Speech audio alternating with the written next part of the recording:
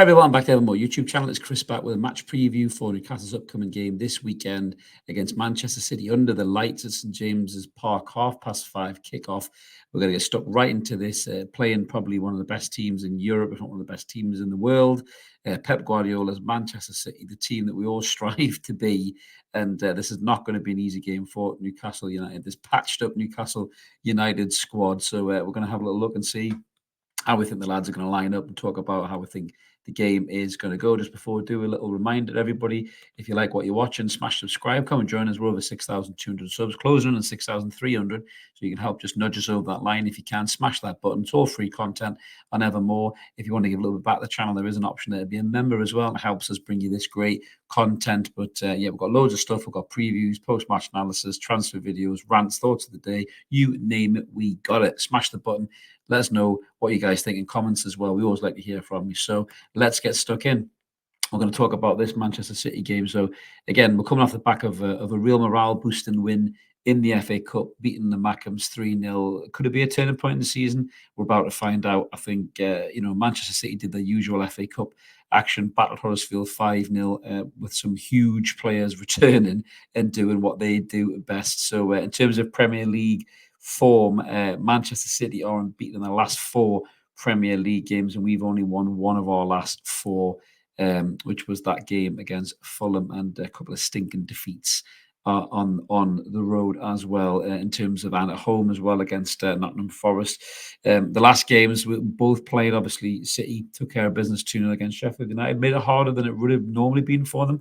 City have been very un-City this season, I think. So, it's not like this is going to be a home bank and smash and win for them 5-0 or something. They're not in that great a form, but they're still a very, very good football team. But obviously we got beat off Liverpool 4-2. Didn't feel like a 4-2 game just until the wheels really fell off, despite Liverpool having 50 million shots and Dubravka being the man of the match. This will be a really interesting game off the back of the Sunderland games to see how we do carry on that momentum. So this is how we think the lads are going to line up. Obviously, team news kind of dictates really as to exactly why we're lining up this way. So Joe Linton obviously limped out of the Tyne and Weir derby in terms of his injury, which was a real shame because he was looking like he was back to his best despite losing at Anfield. He was great at Anfield. He was brilliant in the first half in the Tyne and Weir derby, just commanding, dominating, looked like the Joe Linton of old. And it was a shame to see him come off, but equally, it's Louis Miley can step in and do a really good job. Louis Miley is only 17 years old, and it's really hard for people to remember that sometimes.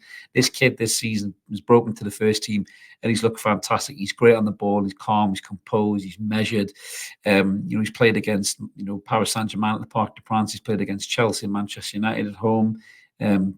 He's played against Chelsea. And he's played key parts and key results for Newcastle United. So I've got no problem with him jumping into that midfield 3 of Bruno and Longstaff. The back 4 kind of picks itself, in my opinion. I know Big Dan Burns played left back, certainly in the derby, but you've got to bring Tino Livramento in for me with the pace that Manchester City could possess, no matter who's playing, whether it be Grealish, Alvarez, if Doku gets back into the side as well. They've got pace to burn. They've got Tricky, they've got quality, they've got Bernardo Silva can pull out that side as well. We need Tino's pace. We saw it in the Cup when we beat them as well. The Tino Livramento's pace and ability to get back and put a tackle in is vital against a team like Manchester City. So for me, that's a no-brainer. He has to play. The other back 3, obviously Fabian Schär will be taking the field just fresh after his new contract extension, so he'll want to put in a great performance. Trippier looked back to his best in the derby as well, playing with a smile on his face, a little bit of a cheeky wink in his eye. So that to me is great for Trippier if he's got his head right and he can get down and play. I was at this game last season, the 3-3, which was absolutely phenomenal. And if we have a game, anything like that, it's going to be a brilliant game for the neutrals and certainly for us in the crowd as well. Dubravka's looked really good in the last few games in terms of his shot stopping abilities. So hopefully that continues as well. He will be a busy boy, I'm sure, again today or on Saturday night against this lot, because they are going to be definitely attacking us with some serious potential. That front 3, we've got Gordon, Isak, and Almiron. Almiron was great in the Tyne and Weir derby. Got back to his relentless press and self, and hopefully he can put in a similar shift for us on Saturday night, because that could really be a difference maker in terms of rattling that Manchester City back line. But in terms of City themselves, so John Stones is the big absence for them, and he's been a big absence for a long time, I think. But they are assessing a good few players coming back. Erling Haaland, who's been out with a foot injury, is going to be assessed for coming back. Akanji with his knee, Bernardo Silva, Calvin Phillips, funny enough, interesting enough, they both been ill, but I can't see Calvin Phillips playing in this game. I don't think he'll be in the squad. I'd be quite surprised, given all the talk about a move to Newcastle United. He might be travelling with them potentially, but I don't think he'll get any game time, and maybe that could help us have a good chat with the player personally as well, maybe, and get that deal pushed through in the end. Kyle Walker, Nathan Ake will be back in the side. Edison's going to return in goal, obviously, from Ortega, who played in the cup game.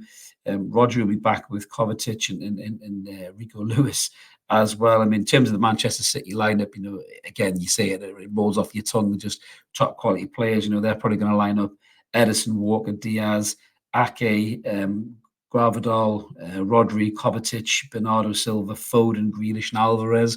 You've got Haaland on the bench and De Bruyne to come on as well, potentially. So, I mean, this is a huge football team and a brilliant squad, just full of quality. Newcastle are going to have to be at their very best to get the result. And, again, with Bruno Guimaraes, you look at that midfield, with the likes of Bruno, Sean and Miley aren't as physically dominating as Joe Linton, but Sean can find those pockets of space for those runs. Miley's very good on the ball. He can find Isak with that through ball. Isak looks sharp.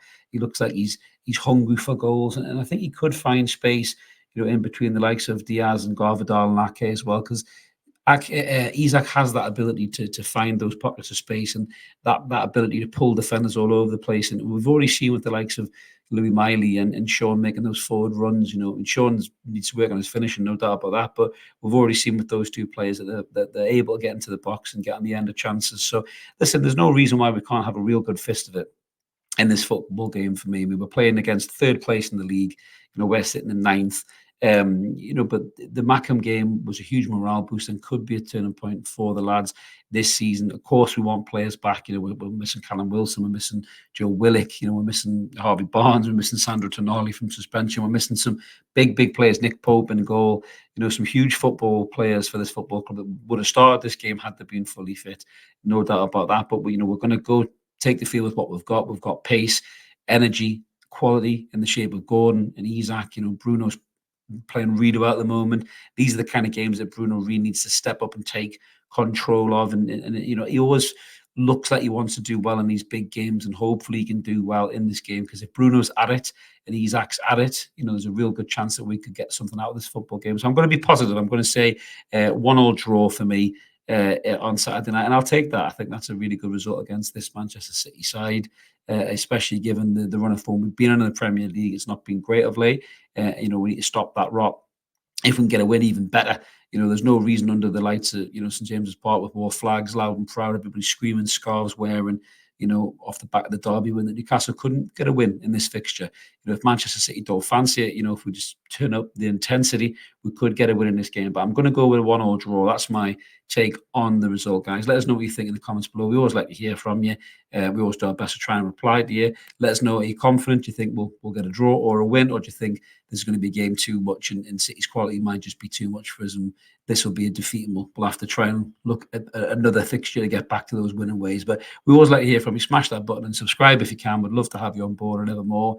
Like the video too. Help the channel grow. Have a cracking day. Wear the lads for Saturday, and we'll see you later. Cheers. Bye.